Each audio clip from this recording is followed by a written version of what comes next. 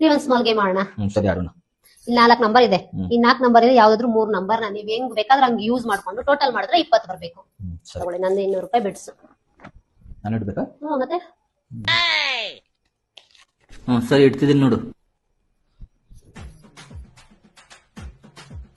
6 7 13 14 6 8 14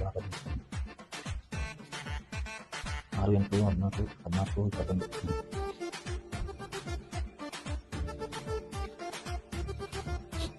21 8 12 12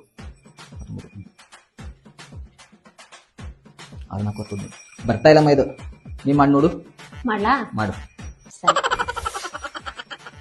ಎಷ್ಟಾಯ್ತು? 9 4 10 9 4 13 13 + 7 20